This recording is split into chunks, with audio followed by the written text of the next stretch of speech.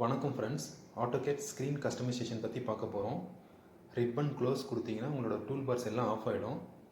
Again நீங்கள் ribbon கொடுத்துட்டு enter கொடுத்தீங்கன்னா டூல் பார்ஸ் எல்லாம் ஷோ ஆகும். இப்போ டூல் பார்னு கமாண்ட் நேம் கொடுத்துட்டு என்டர் கொடுங்க.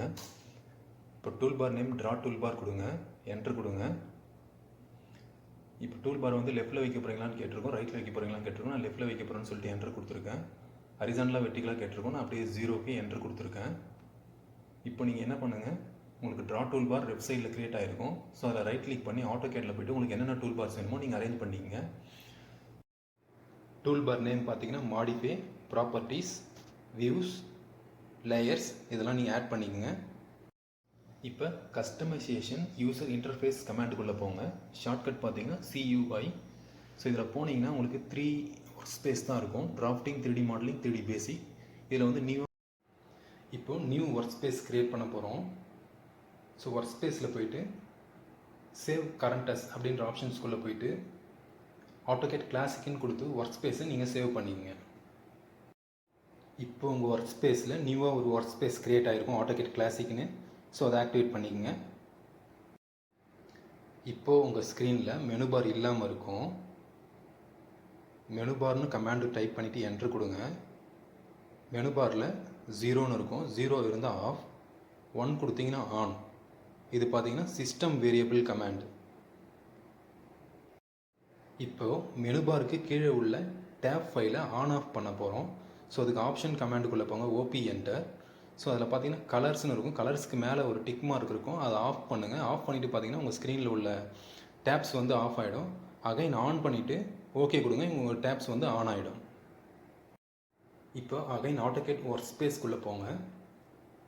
கஸ்டமைஸ் ஆப்ஷன்ஸ்குள்ளே போனீங்க அப்படின்னா உங்களோட ஒர்க் ஸ்பேஸ் இருக்கும். அது மேலே நேம் மேலே ரைட் கிளிக் பண்ணி டெலிட் ஆப்ஷன்ஸ் கொடுத்தீங்க அப்படின்னா அந்த ஒர்க் ஸ்பேஸ் டெலிட் ஆகிடும். தென் ஓகே கொடுத்துட்டு பாருங்கள், உங்கள் ஒர்க் ஸ்பேஸ் ரிமூவ் ஆகிட்டுருக்கும்.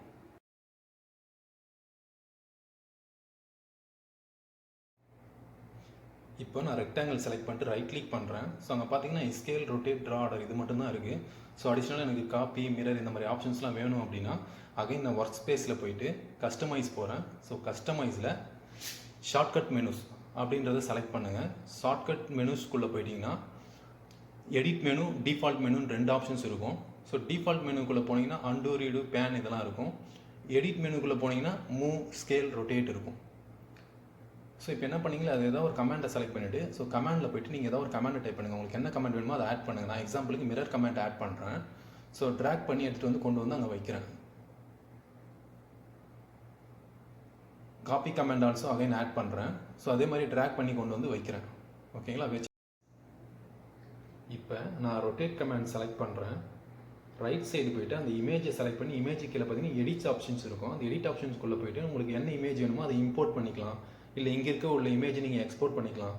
ஸோ இந்த மாதிரி நீங்கள் சேவ் பண்ணிக்கலாம். இப்போ ஓகே கொடுங்க. ஓகே கொடுத்துட்டு ரெக்டாங்கிளை செலக்ட் பண்ணிவிட்டு ரைட் கிளிக் பண்ணிங்கன்னா உங்களுக்கு காப்பி, மிரர் ஆப்ஷன்ஸ்லாம் உங்களுக்கு ஆட் ஆகிட்ருக்கும்.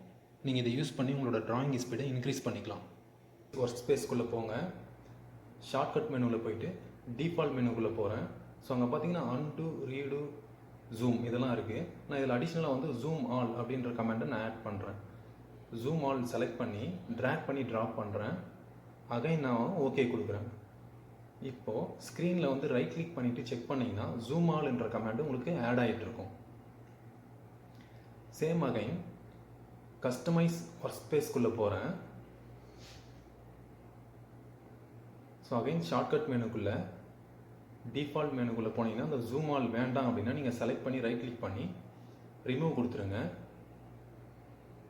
எடிட் மெனுக்குள்ளே இருக்கிற அந்த காப்பி, மிரர் எல்லாமே நீங்கள் அதே மாதிரி செலக்ட் பண்ணி நீங்கள் டெலீட் பண்ணிடலாம். இந்த வீடியோ உங்களுக்கு பிடிச்சிருந்தால் லைக் பண்ணுங்கள், கமெண்ட் பண்ணுங்கள், ஷேர் பண்ணுங்கள்.